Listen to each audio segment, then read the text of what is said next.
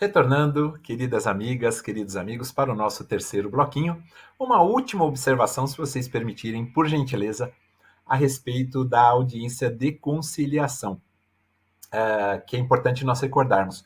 O artigo 8º da Lei dos Juizados Especiais da Fazenda Pública, ele permite, ele autoriza que representantes judiciais dos réus, ou seja, da Fazenda Pública, esses representantes judiciais, que compareçam à audiência de conciliação poderão, é claro, transigir, poderão conciliar, poderão desistir nos processos de competência dos juizados especiais, mas tudo isso nos exatos termos das hipóteses previstas na lei do respectivo ente da federação. Por quê, pessoal?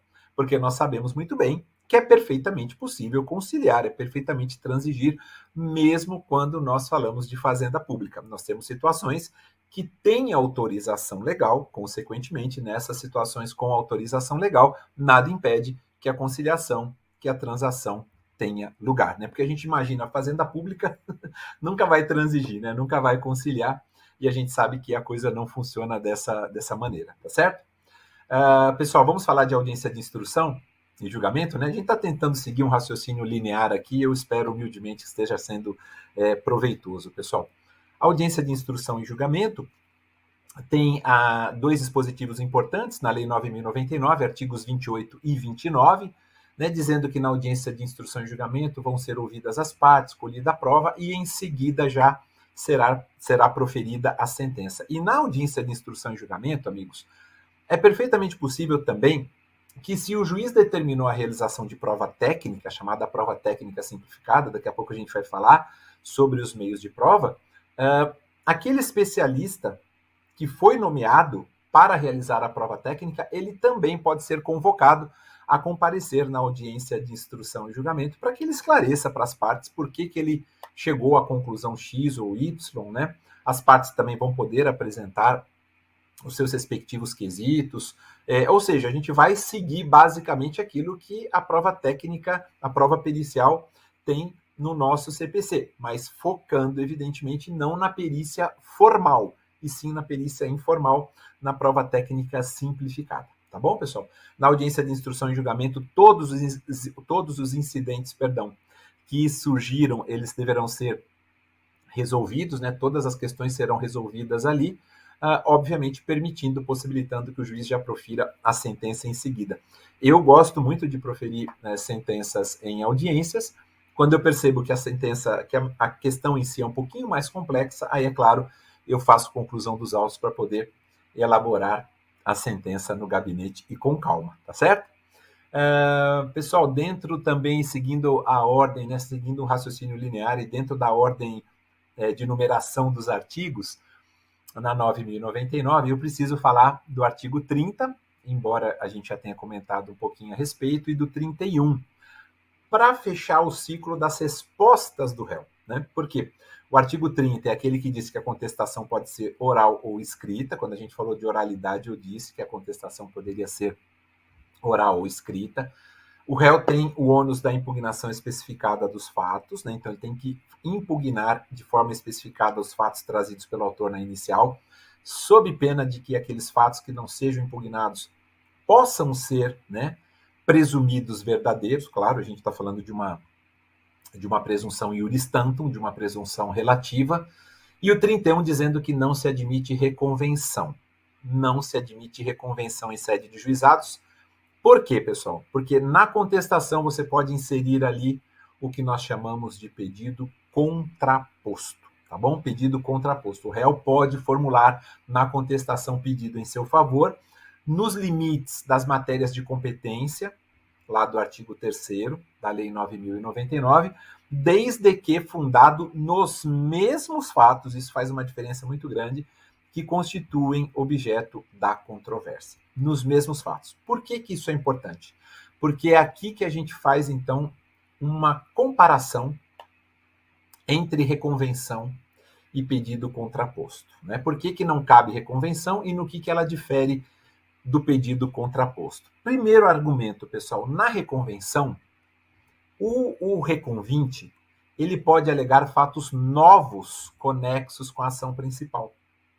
no pedido contraposto, até mesmo pela estreiteza procedimental dos juizados, não cabem fatos novos, são os mesmos fatos narrados na inicial.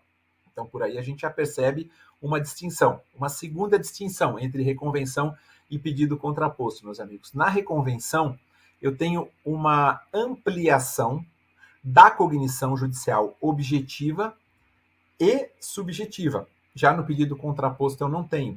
Lembrem-se que a reconvenção está prevista no artigo 343 do CPC e que agora, além de ter a possibilidade de eu ampliar a cognição judicial objetivamente, falando, porque eu posso, obviamente, alegar fatos novos conexos com a ação principal, eu posso ampliar também a cognição judicial subjetiva, porque eu, como réu reconvinte, no 343, eu posso reconvir em litisconsórcio com um terceiro.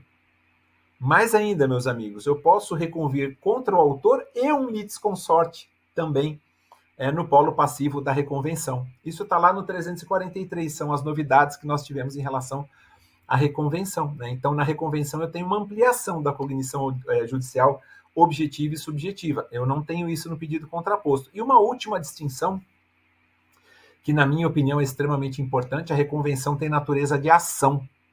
Todos nós sabemos, né? Pedido contraposto é acessório do pedido principal, né? Em sede de juizados especiais. Ele é acessório. Reconvenção tem natureza de ação. Tá bom, amigos? Acho que por isso aí, por esses argumentos, a gente já consegue separar o joio do trigo. Tá bom?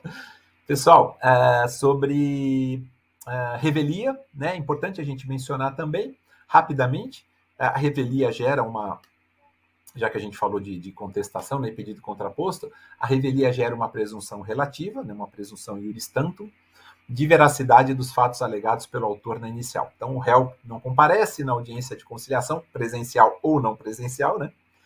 E daí a gente pode reconhecer o instituto da revelia. Reconhecer o instituto da revelia não significa automaticamente julgar procedente o pedido inicial. Não, de forma alguma, pessoal, de forma alguma, né? Em tese pode ser isso, mas a gente tem que analisar o conjunto probatório como um todo. E, já que estamos dando alguns pitacos de fazenda pública, vale a pena que a gente recordar que o efeito material da revelia não pode ser aplicado à fazenda pública, né? Nós estamos falando sobre o efeito material. Por quê? Porque sendo indisponível o direito ali tutelado, você não pode admitir que a ausência de defesa vai gerar uma presunção de que os fatos alegados pelo autor são verdadeiros e isentando o autor da produção de provas a esse respeito. Por que isso, pessoal? Porque os atos administrativos, eles gozam de uma presunção de legitimidade.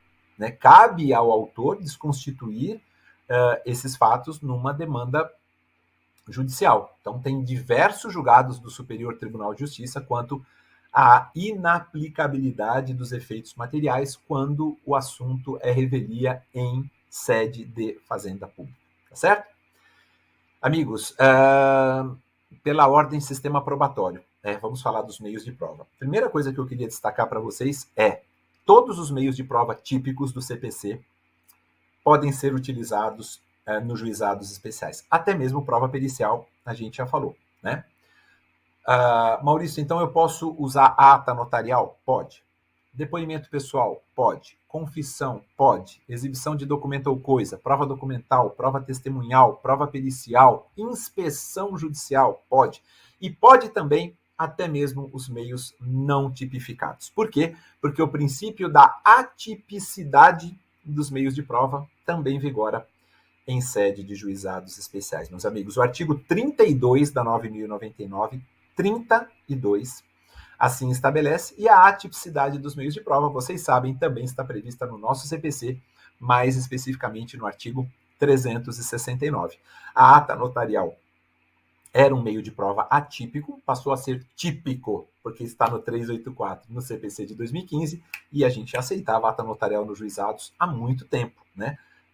Por ser um meio de prova atípico, mas moralmente legítimo, né? Não é um meio de prova ilegal, não é uma prova ilícita, pelo contrário, né?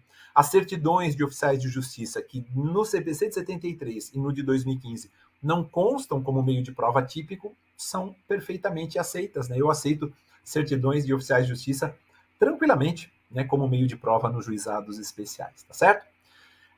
E, pessoal, ainda sobre provas, lembrar que testemunhas, somente três para cada parte, isso tem previsão expressa no artigo 34 da Lei 9.099. As testemunhas comparecerão à audiência de instrução e julgamento levadas pela própria parte, que as arrolou, né? Tem que ser apresentado o rol, até porque a outra parte vai provavelmente querer contraditar uma ou outra testemunha na audiência de instrução e julgamento. Então, apresentar o rol antes é condício sine qua non, sim. Ah, Maurício, mas se não apresentar, se de repente chegar com as audiências lá chegar com as testemunhas, perdão, lá na audiência, independentemente de intimação, porque é o que diz o 34, né? Claro que você pode pedir que as testemunhas sejam intimadas, nada impede. Mas se você falar assim, não, eu vou seguir a risca e levo as testemunhas lá no dia da audiência, independentemente de intimação, mas eu não apresentei o rol, como é que faz? Porque aí a outra parte pode querer contraditar, mas ela nem sabe quem são as testemunhas, elas chegarão, né, no dia da audiência lá, independentemente de intimação. Como é que se faz para conciliar isso? Não é uma tarefa fácil, não, pessoal, tá? Mas os entendimentos de turmas recursais que eu tenho acompanhado, ou como em São Paulo é chamado de colégios recursais, é que se a parte chega com as testemunhas na audiência de instrução e julgamento sem ter apresentado o rol, permita que, primeiro, as testemunhas sejam qualificadas ali, pode ser verbalmente, né, trazendo os dados, os nomes, a qualificação completa delas. A outra parte tem a possibilidade de se manifestar ali contra elas, né? Ah, ok, tudo bem, não trouxe antes, mas está trazendo o rol agora, está identificando quem é uma, quem é outra. Permita que antes que as testemunhas sejam ouvidas, a outra parte tome conhecimento deste rol apresentado oralmente ali na hora e eventualmente faça uma contradita, tá, pessoal? Por quê? Porque se você impede a oitiva dessas testemunhas, mesmo sem rol anterior, pode caracterizar um cerceamento de defesa. Por outro lado, a outra parte também precisa dizer, olha, mas eu também quero contraditar. Como é que eu vou contraditar se eu nem sei quem são as testemunhas? Então, dá para conjugar, dá para conciliar. Eu já fiz isso em algumas vezes, nunca tive problema. Claro que eu peço para apresentar o rol antes, né? Que é o ideal. Mas, de qualquer forma, fica aqui, então, a minha sugestão de ordem prática, né? Se por acaso vocês se depararem com alguma situação no dia a dia, né, no futuro, né, na prática, e nós temos julgados, sim, de turmas recursais que permitem a oitiva dessas testemunhas, entendem como plenamente razoável, mesmo que o rol não tenha sido apresentado anteriormente, tá bom? E agora sim sobre o 35, pessoal, que é aquele dispositivo que fala que quando a prova do fato exigir, o juiz poderá inquirir técnicos da sua confiança, permitida às partes a apresentação de parecer técnico. E o parágrafo único do 35 fala que o juiz pode realizar inspeção judicial. Aproveitando, pessoal, eu quero conversar com vocês, eu vou pedir, acho que agora eu consigo, naquela hora tinha dado uma travadinha, né? Mas eu quero ver se eu encontro aqui o 464. Eu separei, lembram que eu falei para vocês? A prova técnica que cabe, ainda bem que não travou agora. A prova técnica que cabe nos juizados é a prova técnica simplificada, com base no 464, parágrafos 2º, 3º e 4º. Deixa eu ver se eu consigo colocar aqui para vocês. Está aqui. Opa, deu certo. Graças a Deus, graças a Deus. É essa prova técnica, pessoal, que nós estamos falando. É sobre ela. Olha, parágrafo 2º. De ofício ou a requerimento das partes, o juiz poderá, em substituição à perícia, determinar a produção de prova técnica simplificada. É um trabalho pericial. É um trabalho científico. Só que é simples, por conta da menor complexidade dos juizados, não é? Quando o ponto controvertido for de menor complexidade. Está aí a resposta. A prova técnica simplificada consiste no quê? Inquirir o especialista, através do juiz, sobre um ponto controvertido da causa que demande especial conhecimento científico ou técnico. E o parágrafo 4º dizendo, durante a arguição, o especialista, que deverá ter formação acadêmica específica na área objeto do seu depoimento, poderá valer-se de qualquer recurso tecnológico de transmissão de sons e imagens, né? Ele pode levar o notebook dele para a audiência de instrução, se o juiz assim entender. Eu mesmo já fiz isso algumas vezes e deu muito resultado, com o fim de esclarecer os pontos controvertidos da causa. Tá bom, amigos? Então, só para a gente fechar, essa ideia da prova técnica, né, eu queria mencionar o 464, parágrafos 2º, 3º e 4º do CPC. Essa prova técnica que pode, em razão do 35 da Lei 9.099, tá bom? Eu me recordo rapidamente, amigos, vou dividir aqui com vocês um caso concreto. Algumas pessoas compraram veículos de uma determinada loja, numa comarca, loja de venda de veículos usados, seminovos e usados, né? Numa comarca em que eu atuei. E os veículos começaram a apresentar problemas técnicos posteriormente. Então, não sabia problemas técnicos no motor. Se era o mau uso de quem comprou o veículo, né, e não soube usar o veículo, ou se já era um vício anterior, né, um vício oculto que o veículo pudesse apresentar. Como nós estávamos tendo, né, já havia um movimento na cidade pequena, vocês sabem como é que as coisas funcionam, né? Já havia um movimento ali de que, olha, nós vamos levar a juízo a empresa X, porque está vendendo veículos, né, com problemas técnicos e tal. O que acabou acontecendo?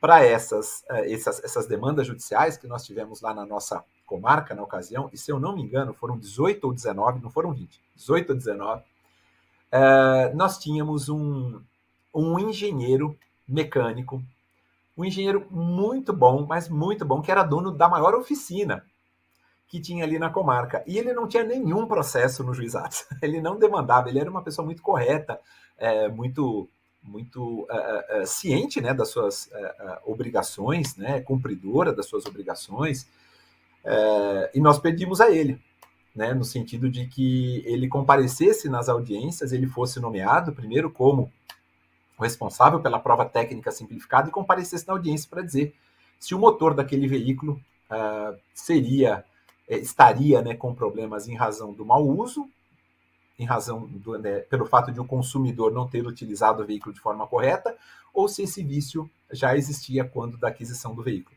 Ele vai nas audiências, antes ele elabora um laudo muito bem elaborado, né? Ele teve carga dos autos, aquela coisa toda. Eram processos físicos ainda, meus amigos, tá? Estava na transição para os processos eletrônicos, e chamado em audiência, ele levava o notebookzinho dele lá e explicava qual era o problema técnico. Isso ajudou muito, tá? Apenas para exemplificar para vocês, me perdoem, mas é só para tornar a coisa mais prática, tá bom, pessoal? Sobre provas era isso. Sentença, a gente já está caminhando aí para os finalmente, né? Sentença, meus amigos, a gente já falou, a sentença tem que mencionar os elementos de convicção do juiz, resumo dos breves fatos relevantes ocorridos em audiência e não precisa de relatório. E o parágrafo único do 38, isso está no caput, o parágrafo único do 38 dizendo que não se admite sentença condenatória por quantia ilíquida, mesmo que o pedido seja genérico. Então, o juiz usa das regras de experiência máxima, né? De experiência técnica, de experiência do dia a dia, da experiência comum, para poder fixar esse valor, mesmo com o pedido sendo genérico. Tá bom, meus amigos? Ainda sobre sentença e remessa necessária, um outro ponto importante que eu queria destacar aqui com vocês, o artigo 40. Por que o 40 é importante? Porque o juiz leigo que tiver dirigido a instrução, ele vai proferir a sua decisão, mas Maurício, ele é juiz leigo. Pois é, ele profere, mas ele submete a decisão, já que ele dirigiu a audiência de instrução, submete a decisão ao juiz togado. O juiz togado, via de regra, vai homologar, vai proferir uma outra em substituição, ou antes de se manifestar, ele determina a realização de atos probatórios que ele entenda como indispensáveis. Quando já existe uma boa relação com o juiz leigo, ele já sabe como é que você gosta de decidir, isso não acontece, né? Só homologa a sentença do juiz leigo e vamos que vamos, tá bom?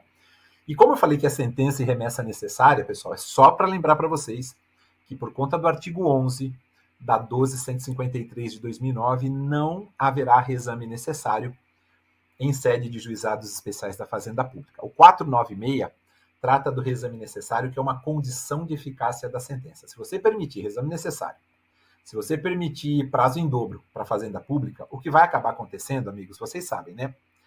É que os juizados vão se tornar justiça comum. E aí não dá. Não é essa a finalidade da 12.153, tá certo? Amigos, artigo 51. Extinção, esse eu preciso colocar.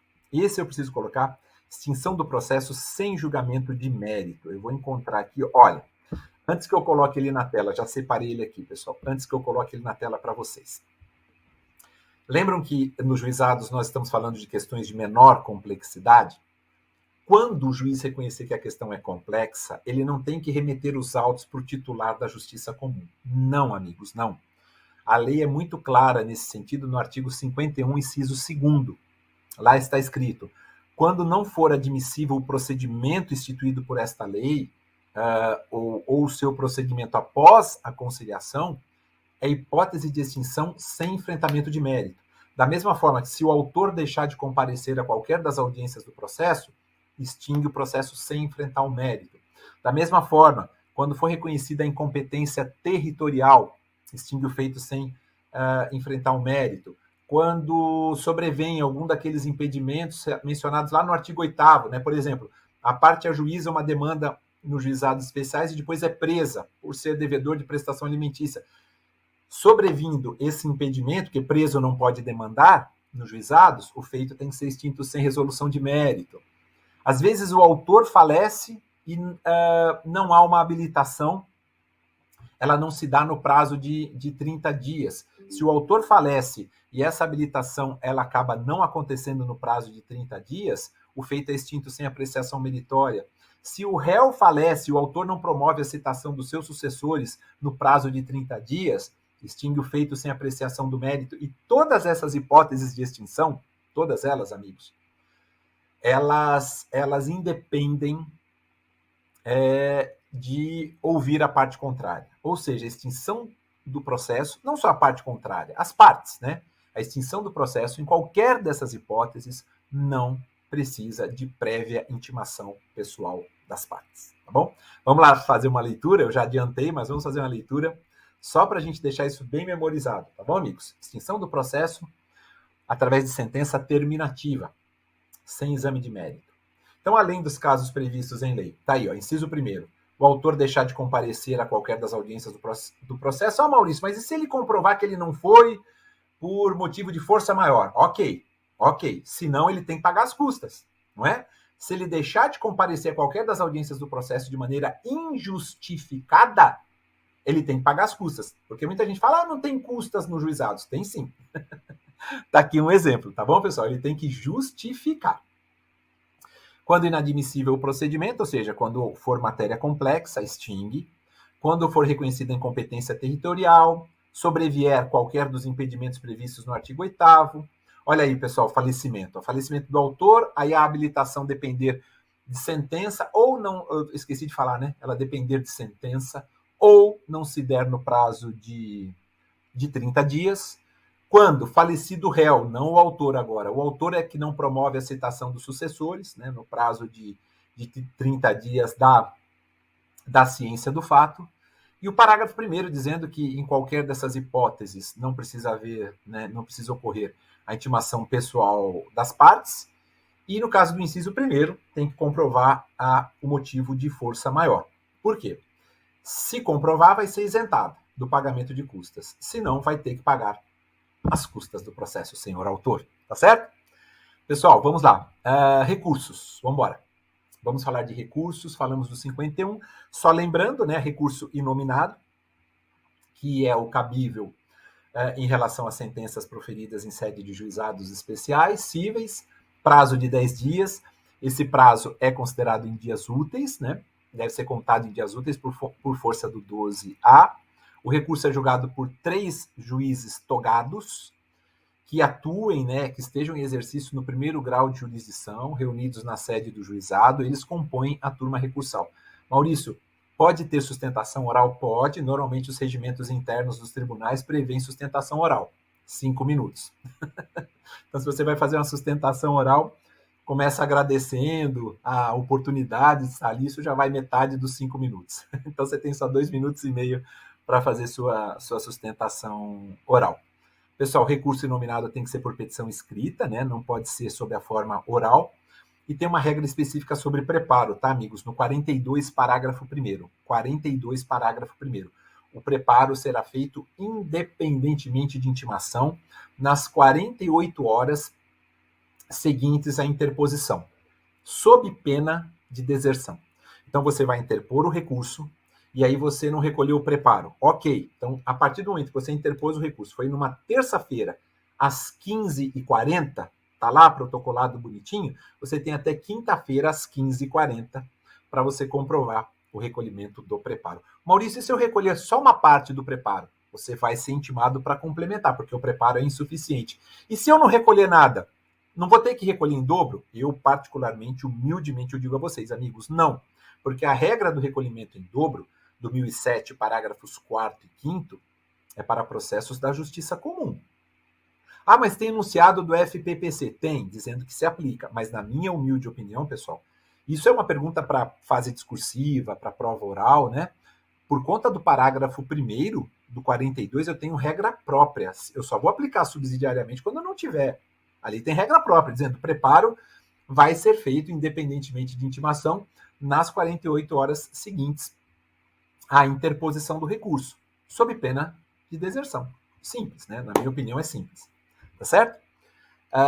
Amigos, também, obviamente, que interposto o recurso, né, será intimado o recorrido para querendo apresentar as contrarrazões no prazo de 10 dias. O recurso tem somente efeito devolutivo, pode ser, o juiz pode dar efeito suspensivo, né, para evitar dano irreparável à parte, também é importante a gente lembrar disso. Também é importante a gente lembrar do 46. O artigo 46, amigos, ele permite a chamada fundamentação per relatione.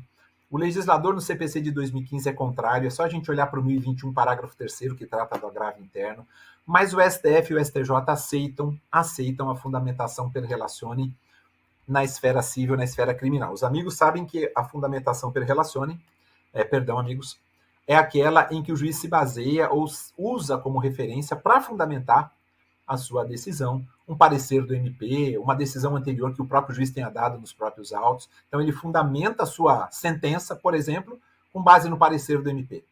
Ele fala, olha, utilizo, adoto, né, como fundamentos da presente sentença o parecer ministerial de folhas tal. Isso é fundamentação per relatione.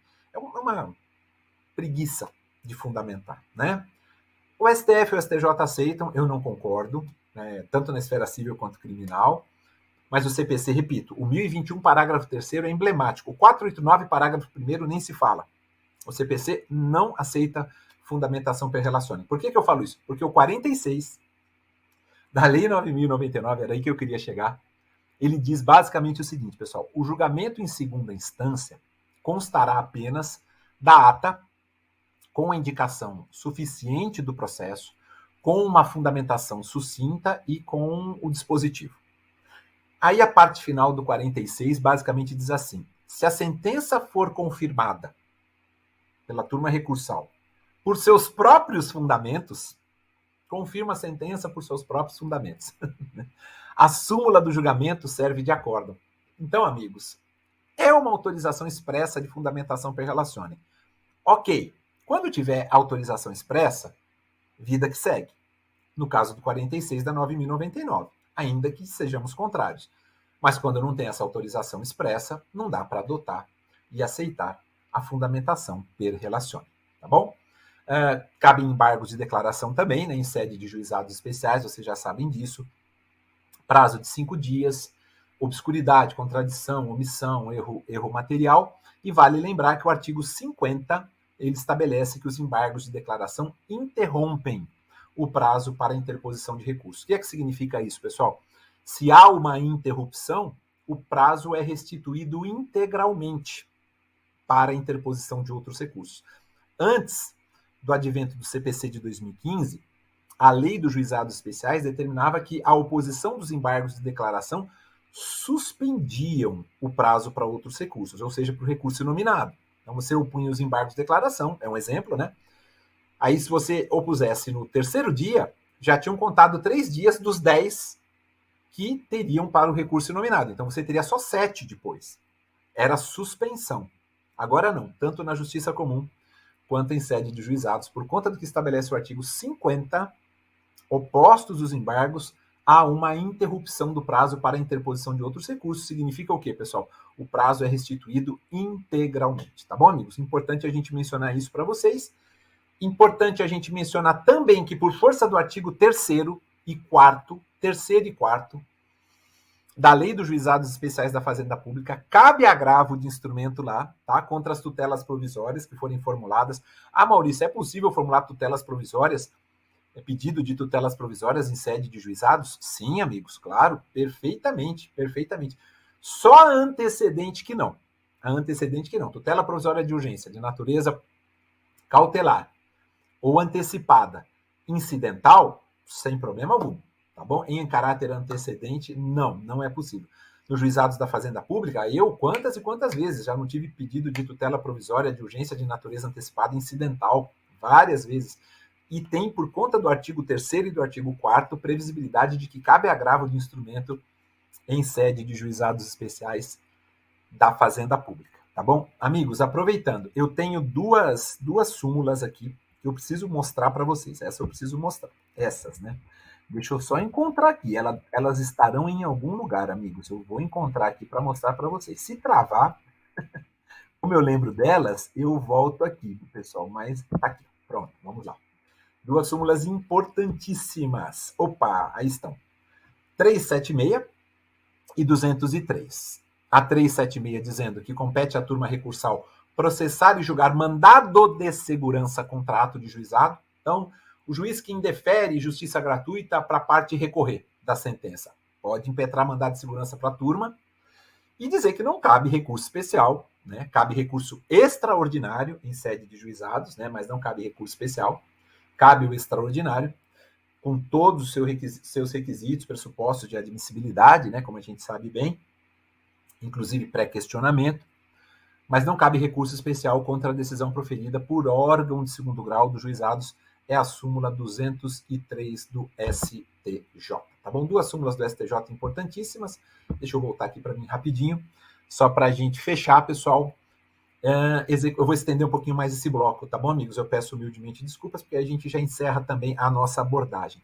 Lembrem do 52, execução de título judicial, cumprimento de sentença, vai se dar no próprio juizado, aplicando no que couber o nosso CPC, as disposições do nosso CPC. Maurício, então, você está falando o quê? Cumprimento de sentença de obrigação de pagar quantia, de fazer, de não fazer, de entregar coisa? Perfeitamente. A gente aplica no que couber o nosso CPC. Então, é possível impugnar um cumprimento de sentença em sede de juizados especiais? Claro, amigos, sem problema algum. Posso alegar as matérias do nosso artigo 525 lá do CPC? Pode, sem problema algum, tá bom? Então, tudo que está no 52, evidentemente, com aplicação subsidiária das regrinhas do nosso CPC. Isso na execução de título judicial. Mas é importante a gente lembrar, pessoal, é importante a gente lembrar que quando a gente fala de execução de título judicial contra a Fazenda Pública, pagamento de quantia certa, a gente tem que fazer aquela distinção entre precatório e RPV, não é? Por quê? Porque o procedimento é diferente, por conta do que estabelece o artigo 100 da Constituição, por conta do que estabelece principalmente o parágrafo 3º do artigo 100. Então, o artigo 13 da Lei dos Juizados da Fazenda Pública, o artigo 13, ele basicamente diz o seguinte: quando se tratar de cumprimento de sentença envolvendo pagamento de quantia certa, após o trânsito em julgado dessa decisão, o pagamento será efetuado. Aí tem lá, no prazo máximo de até 60 dias, contado da entrega da requisição do juiz à autoridade citada para a causa, quando for requisição de pequeno valor. Quando for precatório, né, o pagamento se dará mediante precatório. Aí não tem prazo, não. Que a gente sabe como é precatório, né? Mediante precatório, caso o montante da condenação exceda o valor decidido como obrigação de pequeno valor, pessoal, tá bom? Ah, Maurício, e se for desatendida a requisição judicial, cabe sequestro do numerário? Cabe, tem previsão lá no artigo 13 da 12.153 de 2009. Recomendo muito a leitura aí para todos vocês, amigos. Execução de título extrajudicial. Está lá no 53, mas temos algumas características próprias ali, tá, pessoal? Só lembrando que é possível execução de título extrajudicial também contra a Fazenda Pública, né? E a gente aplica no que couber o que o CPC estabelece a respeito. Execução de título extrajudicial no 53, nos juizados especiais estaduais, é no valor de até 40 salários mínimos, como vocês sabem. Só que eu vou poder me defender através dos embargos, como eu posso me defender através da impugnação, Maurício, no cumprimento de sentença? Vai. Só que nos juizados, o juízo tem que estar garantido. Ah, Maurício, então é regra específica, não é? Está lá no parágrafo 1º do 53. Assim que realizada a penhora, o devedor será intimado a comparecer para uma audiência de conciliação. Se ele não fizer acordo, aí ele pode apresentar os embargos, sob a forma escrita ou sob a forma oral. É uma regrinha própria, portanto, ela prevalece em relação ao que o CPC estabelece. O CPC fala, não precisa de juízo garantido, nos juizados precisa, tá bom?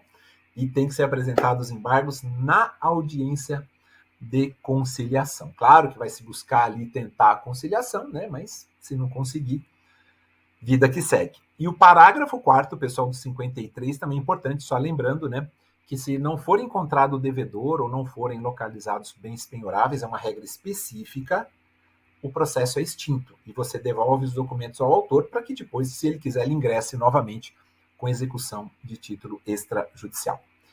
Amigos, para finalizar, despesas 54 e 55, eu já falei para vocês, né? O acesso ao primeiro grau independe do recolhimento de custas, taxas ou despesas. Acho que aí não tem, né, problema algum em relação a isso. Porém, no 55, está no 54, no caput e no 55, nós temos o seguinte: a sentença de primeiro grau não vai condenar a parte vencida a pagar custas e honorários, ressalvados os casos de litigância de má-fé. Eu já tinha falado sobre isso. Porém, em segundo grau, se o recorrente for vencido, ele vai ser condenado a pagar, sim, custas e honorários entre 10% e 20% sobre o valor da condenação, ou, não havendo condenação, sobre o valor corrigido da causa. Então, não é assim, tudo é gratuito em sede de juizados. Depende. E a gente tem que tomar cuidado para essas situações. Parágrafo único do 55, dizendo que na execução não serão contadas as custas, né? Salvo quando for reconhecida a litigância de má-fé, da mesma forma que ocorre no processo de conhecimento. Quando os embargos do devedor forem julgados improcedentes, também tem condenação ao pagamento de custas, e também quando tratar-se de execução de sentença que tenha sido objeto de recurso que não tenha sido provido, recurso improvido do devedor, tá bom? Dito isso, pessoal, eu falei que era finalmente, mas não. Lembrei de duas coisas importantes que eu preciso falar para vocês. Me perdoem, mas é só para a gente terminar. O raciocínio são informações importantes. A Corte Especial do STJ aprovou, em 2016, uma resolução, que é a resolução de número 3, dizendo o seguinte: cabe reclamação em sede de juizados. Por quê? Porque uma turma recursal não seguiu a súmula do STJ, não seguiu uma orientação no repetitivo do STJ, cabe reclamação. Mas essa resolução, número 3, de 2016, que mudou completamente a resolução 12 de 2009, né, revogou a anterior. Essa resolução, ela autoriza que você ajuize uma reclamação. Reclamação tem natureza jurídica de ação, né, preponderantemente de ação. Ela autoriza, sim, que cabe reclamação para você discutir se o acórdão da turma recursal não segue aquilo que o STJ já vem decidindo, né? Mas, amigos, quem vai julgar essa reclamação diz a resolução número 3 de 2016, no artigo 1º, diz que caberá às câmaras reunidas ou à seção especializada dos tribunais de justiça. Então o STJ fez assim, ó. Né? Para dizer assim, ó, não sou eu que julgo, são as câmaras reunidas ou estas sessões especializadas dos tribunais de justiça. Tá bom, pessoal? E para fechar, só para dizer que, pelo artigo 59 da 9.099, não cabe ação rescisória em sede de juizados. Ufa, é isso, pessoal. Desculpem, eu me alonguei demais, mas terminamos o conteúdo e eu espero que tenha sido proveitoso. Eu desejo o melhor que há nessa vida para vocês, que Deus abençoe e continue abençoando muito o caminho de cada um, que vocês continuem acreditando no trabalho sério e responsável que estão desenvolvendo. Tenham a certeza disso. estão desenvolvendo um trabalho sério e responsável. Vão colher lá na frente. Quem planta, colhe, porque nada resiste a um trabalho sério e responsável, como eu sempre digo, tá bom? Um forte abraço, foi uma honra, um prazer enorme. Sintam-se abraçados, fiquem com Deus e quando precisarem, eu estarei sempre à disposição nos nossos canais de contato, tá bom? Um grande abraço, fiquem com Deus e até sempre.